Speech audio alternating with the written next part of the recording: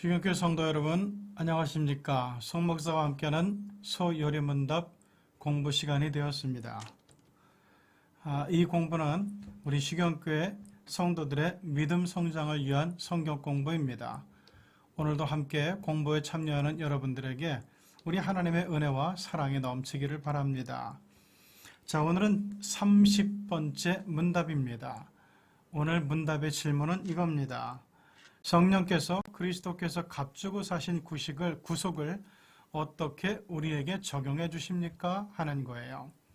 자, 구속은 예수 그리스도의 아주 핵심 사역이었죠.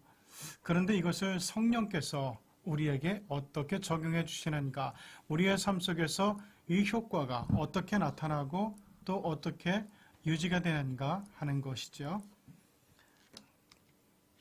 자, 질문은 이겁니다. 대답은 성령께서 그리스도께서 값주고 사신 구속을 우리에게 적용하심은 우리 안에 믿음을 일으키시고 또 우리를 효과적으로 불러 그리스도와 하나가 되게 하심으로써 하십니다. 이것은 굉장히 중요한 부분입니다. 우리의 구속이, 예수님께서 주신 구속이 어떻게 우리의 삶 속에서 유지되고 적용되고 있는가? 이것은 성령께서 우리 가운데 믿음을 일으키시고 믿음을 유지하면서 우리가 그리스도와 연합된 것을 흩어지지 않도록 하심으로써 하신다는 거예요. 에베소서 2장 3절 너희는 그 은혜에 의하여 믿음으로 말미암아 구원을 받았으니 이것이 너희에게서 난 것이 아니요 곧 하나님의 선물이라 이렇게 말씀하고 있습니다. 그 다음에 에베소서 2장 18절에서 19절 이는 그로 말미암아 우리 둘이 한 성령 안에서 아버지께 나아감을 얻게 하려 하심이라. 그러므로 이제부터 너희는 외인도 아니요 나그네도 아니요 오직 성도들과 동일한 시민이요 하나님의 권속이라 이렇게 말씀하고 있습니다. 성령 안에서 아버지께 나아감을 얻는 것, 그래서 우리가 우리 그 성도들과 동일한 시민이 되고 하나님의 권속, 하나님의 권세에 속한 사람들이 된다는 것, 이것을 성경은 우리들에게 이야기를 해주고 있습니다. 요한복음 6장 38절에서 39절을 보면 이런 말씀이 있어요. 내가 하늘에서 내려온 것은 내 뜻을 행하려 함이 아니요 나를 보내신 이의 뜻을 행하려 하심이라. 즉 예수님께서 오신 것은 성부 하나님의 뜻을 행하게 하려 하심인데, 그러면 성부 하나님의 뜻이 뭐냐? 나를 보내신 이의 뜻은 내게 주신 자 중에 내가 하나도 잃어버리지 아니하고 마지막 날에 다시 살리는 것이다 라고 말씀하고 있어요. 그러니까 예수님께서 구속하고 싶은 사람, 예수님의 구속이 시작된 사람, 이 사람들을 끝까지 잃어버리지 않게 하는 것, 이게 곧 성령의 위대한 사역이라는 거죠. 자, 그리스도께서 값주고 사신 구속은 사실 우리를 위한 것입니다. 우리를 위한 그리스도의 구속은 하나님의 원대한 계획 가운데 다윗의 집에서 이루어지고 있어요. 그러니까 다윗의 가문을 통해서, 예수님이 다윗의 가문이니까 여기를 통해서 이루어진다는 거죠.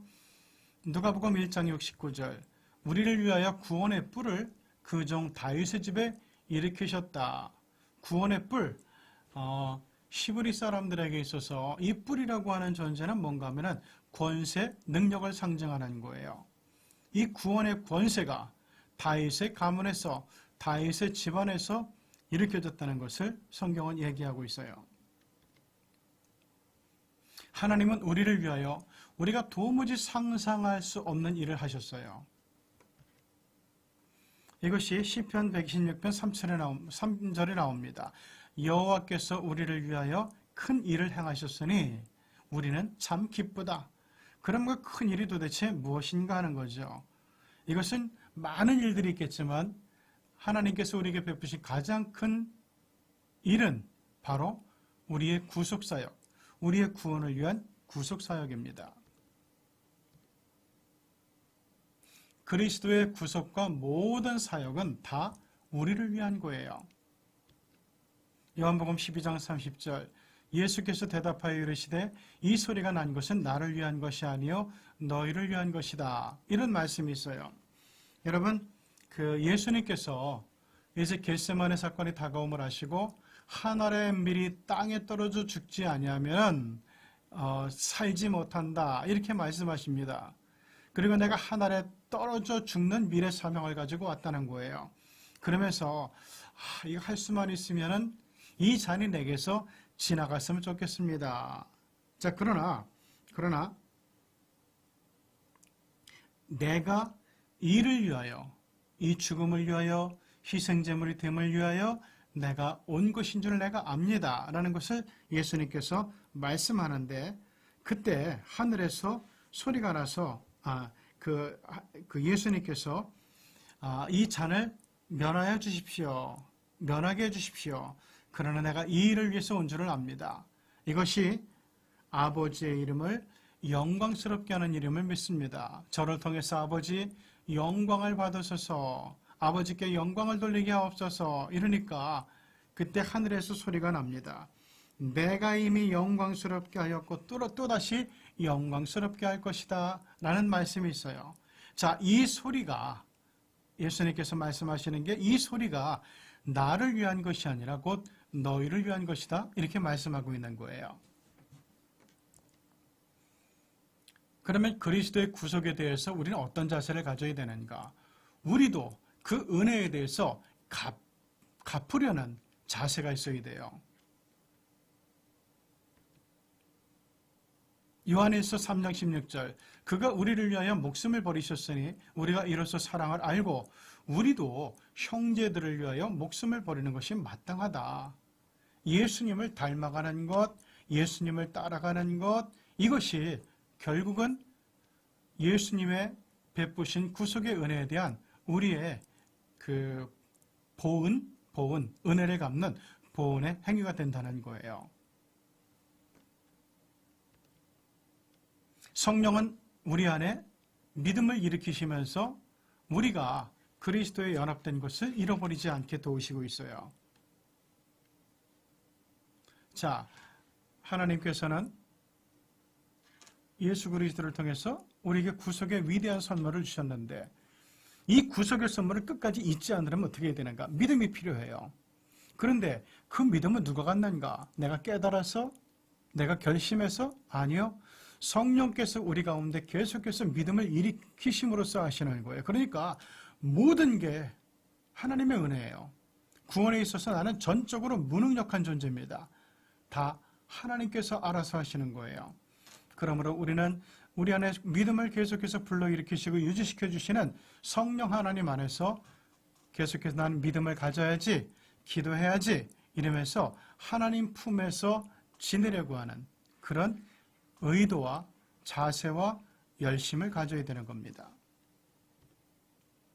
자, 성령은 우리로 하여금 하나님을 알게 하세요. 에베소서 1장 17절, 우리 주 예수 그리스도의 하나님 영광의 아버지께서 지혜와 계시의 영을 너희에게 주사 하나님을 알게 하시고. 자, 지혜와 계시의 영을 우리에게 주어서, 다시 말하면은 성령이에요. 성령을 우리에게 주어서 하나님을 알게 하여 주시기를 원한다, 이런 말씀입니다. 이것이 옛날 사도 바울이 에베소 교인들을 향한 기도였어요. 그리고 설교였습니다. 성령은 우리를 진리로 인도하신다. 자, 요한복음 16장 13절, 그런 진리의 성령이 오시면 그가 너희를 모든 진리 가운데로 인도하시리니 그가 스스로 말하지 않고 오직 들은 것을 말하며 장래 일을 너희에게 알리시리라. 자, 성령께서 우리를 진리 가운데 이끌어 주시는데, 그렇게 되면은 우리는 장래 일에 대해서 알게 되고 깨닫게 되고 또한 계시를 받을 수 있다는 거죠.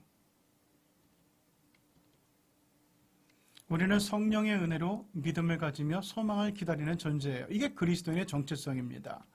갈라디아서 5장 5절, 우리가 성령으로 믿음을 따라 의의 소망을 기다리노니. 의의 소망을 기다리는 것, 성령으로 성령이 주신 믿음을 따라 가능한 일이에요. 그러므로 오늘날 우리들에게 성령 충만이라는 말은 그냥 하는 소리가 아니라 정말 이것이 너무너무 필요한 부분이에요. 성령 안에서 기도하고 성령을 통해서 일하고 성령을 통해서 기대하고 소망하는 거죠. 성령은 이방인에게 주시는 구원의 말씀도 우리에게 주의 말씀으로 알게 하시고 깨닫게 하신다는 거예요. 자, 이건 무슨 말씀인가 하면은 사도행전 15장에 나오는 말씀인데 그 사도 바울과 바나바가 소아시아 지역에서 말씀을 전거해요. 근데 유대인들이 툭 하면 나타나서 복음 사역을 방해하죠. 선교를 방해합니다. 자, 그리고 이제 그 유다로 다시 오고 있는데 유다로 왔는데 여기서도 마찬가지로 그 유대인들이 사도 바울을 고소를 했어요. 이 사람들이 할례도 안 가르치고 율법대로 살아가는 삶도 안 가르치고 예수의 이름으로 구원을 얻는다고 하는데 이것 좀 시정해 달라고. 그러자 이 문제를 가지고 이 사도 바울과 바나바가 직접 예루살렘에 있는 형제들에게, 그 중에는 예수님의 제자 사도들이 있죠. 이분들에게 도움을 요청합니다. 이 사실을 옳게 정의 내려달라고, 여기서 결정해달라고. 우리가 이방인에게 복음을 전하는데 정말 이 유대인들의 말대로 꼭 할 일을 그들도 행해야 되는가? 그들도 율법대로 행하게 해야 구원을 얻게 되는 것인가? 아니면 예수를 믿음으로 구원을 얻는 것인가? 여기서 아주 명확하게 결정을 해달라는 거예요. 그래서 예루살렘 회의에서 만나가지고 사도들이 논의를 하는데 그때 베드로가 이런 얘기를 합니다. 예로부터 이방인도 구원하시는 말씀, 이방인도 구원 얻게 하시는 말씀, 예로부터 이것을 알게 하시는 것은 주의 말씀이라는 거예요. 주님의 말씀을 통해서 저들도 복음을 듣게 되었고 저들도 세례를 받게 되었고 저들도 예수를 믿게 되었다는 얘기입니다. 자, 그래서 예루살렘 공회에서는 이런 결정을 내려요. 이방인들에게는 이것만 주의하게 하자. 더러운 우상의 제물을 바치는 것, 그리고 목매달아 죽는 것, 피를 흘리는 것, 음행하는 것, 이것만은 무조건 금지시키되 다른 율법 조항에 대해서는 그들은 자유롭게 해주자. 오직 예수의 이름으로 구원받는다는 이 진리를 그들이 알고 따르게 하자.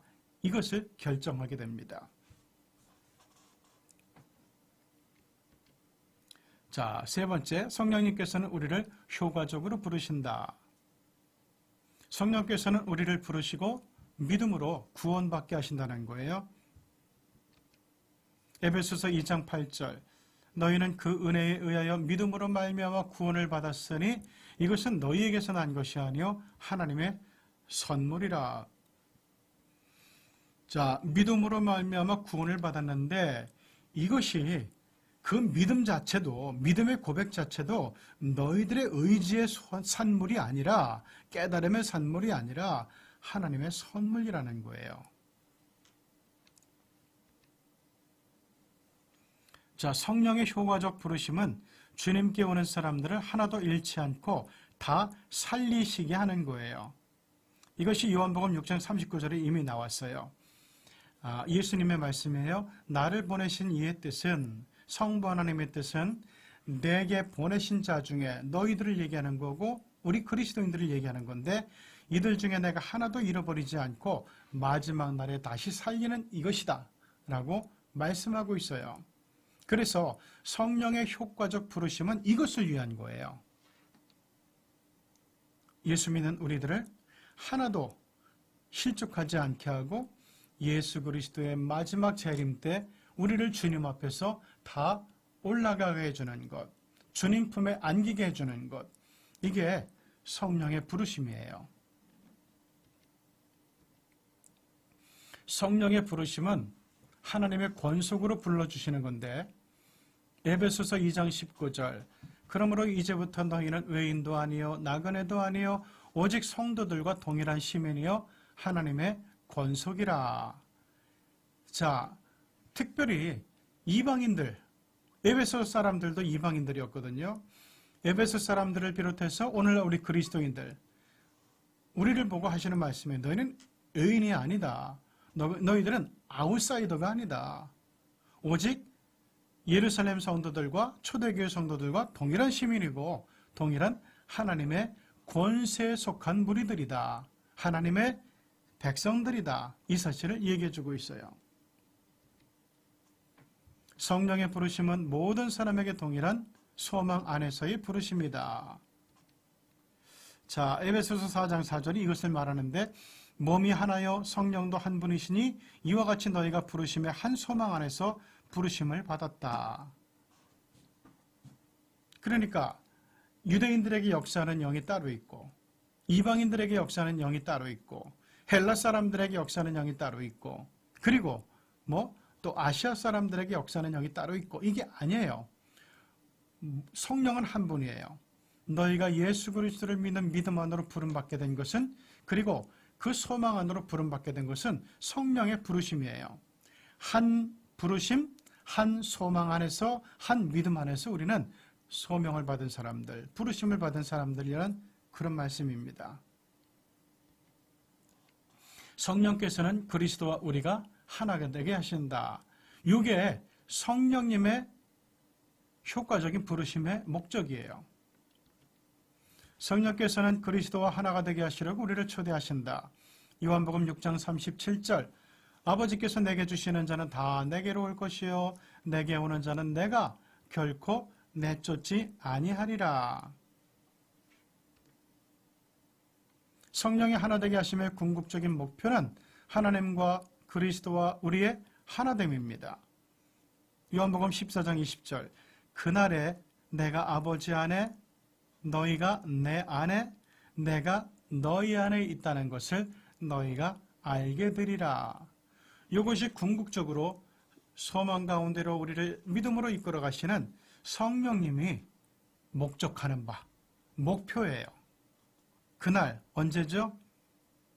소망 안으로 부르심을 받는 구원의 날에 예수님이 아버지 안에 있다는 것, 우리가 예수님 안에 있다는 것, 그리고 예수님이 우리 안에 있다는 것을 모든 사람들이 명명백백하게 알게 되리라는 그런 말씀입니다.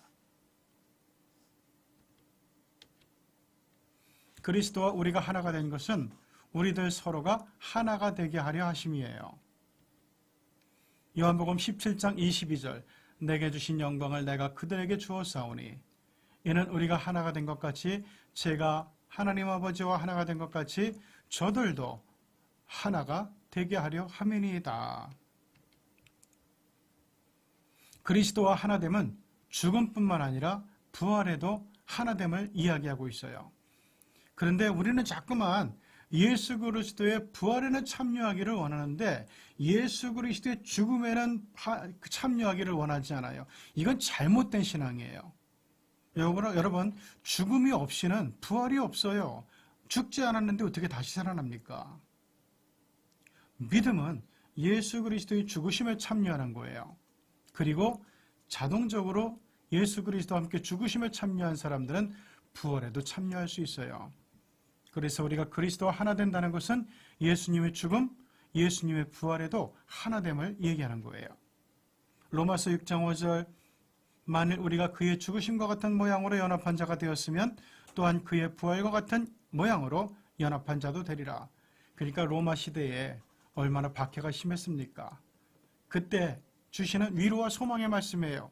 자, 너희들이 예수 그리스도의 죽으심에 참여하게 되는데 예수의 이름 때문에 핍박을 받아 죽게 되는데 그렇다면 예수 그리스도의 죽으심으로 연합했듯이 부활의 모양으로 그분과 연합하게 될 거라는 그런 분명한 희망의 메시지를 주고 있는 거예요. 이것은 오늘날에도 유효합니다. 오늘날에도 예수 믿는 것이 쉽진 않아요. 예수 믿는 것이 특별히 대학가에서는 예수 믿기 위해서 식기도 하는 거, 구내식당에서 식기도 하면 옆에 있는 친구들이 광신자처럼 취급을 한다는 거예요. 우리 또한 사회생활도 마찬가지죠. 예수 믿는 티를 낸다는 것은 곧 핍박과 조롱과 그리고 여러 가지 불이익을 감당해야 되는 그런 결단을 포함하고 있는 거예요. 옛날 사람들처럼 죽는 것은 아니지만 그러나 우리도 이 핍박과 박해를 예수 믿음으로 경험하게 되는데 이를 통해서 예수와 연합하는 사람은 훗날 부활에 있어서도 예수 그리스도와 연합하게 될 거라는 것을 지금 사도 바울은 이야기하고 있는 겁니다. 자, 이제 오늘의 공부도 간단히 마쳤어요. 연구과제 한번 생각해 보죠. 하나님께서 우리에게 베푸신 가장 큰 사역은 무엇입니까? 뭐니 해도 구속사역. 우리를 대속해 주시고 우리의 죄를 속량해 주시고 구원을 깨주시는 거죠. 구원의 순간까지 우리의 믿음을 지키고 인도하시는 이는 누구냐? 성령 하나님이에요. 그러므로 우리는 성령 하나님 앞에 우리의 믿음을 끝까지 인도해달라고, 끝까지 지켜달라고, 예수 그리스도와 연합에 끊기지 않게 해달라고 기도해야 되는 거예요. 성령의 하나 되게 하심의 궁극적인 목표는 뭐냐? 바로 우리가 형제들과 하나 되고 그리고 이 형제들이 예수 그리스도가 하나님 아버지와 하나 된 것 같이 우리가 예수 그리스도 하나 되어 하나님 아버지와 성자와 성령과 우리 모든 형제자매들이 다 연합하여 하나가 되는 것. 그래서 구원의 소망의 공동체를 이루는 것. 이것이 바로 성령의 하나 되게 하심의 궁극적인 목표입니다. 이렇게 돼야 누가 떨어져 나가질 않죠. 이렇게 돼야 누가 실족하지 않죠. 끝까지 이 믿음을 가지고 우리 모두가 구원의 날에 부활의 몸으로 하나님 앞에 설 수가 있게 되는 겁니다. 그러므로 이 믿음의 세계에서 성령 하나님 앞에 기도하는 것, 성령으로 충만한 영의 사람이 되는 것, 이는 정말 아무리 강조해도 지나치지 않은 부분입니다. 오늘도 성령 하나님께 우리의 구원을 위해서 예수 그리스도와 연합에 깨어지지 않도록 하기 위해서 소망의 그날까지 우리의 믿음을 지켜달라고 기도하며 나아가는 저와 여러분이 되시기를 바랍니다. 감사합니다. 다음에 다시 만나기를 원합니다.